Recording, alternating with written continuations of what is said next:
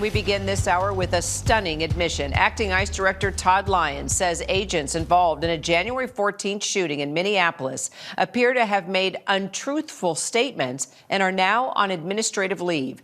DHS initially claiming the officers were conducting a targeted traffic stop when a suspect fled the scene, crashed his car, and tried to evade arrest.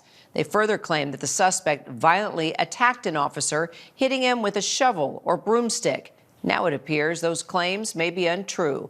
In his statement, Lyons added that the officers may face termination of employment as well as potential criminal prosecution. Our immigration reporter Armando Garcia joins me now for more. An extraordinary statement. Tell us what happened, Armando. Yeah, Kira, as you mentioned, it's a stunning admission from an administration that has doubled down and protected their agents, stood by their agents, and the use of force, and also has doubled down on casting some undocumented immigrants as criminals. This coming from the top ICE official, acting director Todd Lyons, saying that video evidence seemed to contradict what agents had originally said about the incident. And look, this also comes just the day after. It was just last night that we were reporting that the top federal prosecutor in Minnesota had actually moved to dismiss these charges. So of course, this is just another incident that we're seeing, and quite frankly, a growing pattern of seeing Department of Homeland Security claiming one thing on social media and in statements to the press, and then prosecutors having to basically back those claims up in court. And this is just the latest example of DHS making a claim only to walk it back. I mean, the day after this incident, Kristi Noem called it attempted murder and accused Democratic officials in Minneapolis of encouraging assault against police.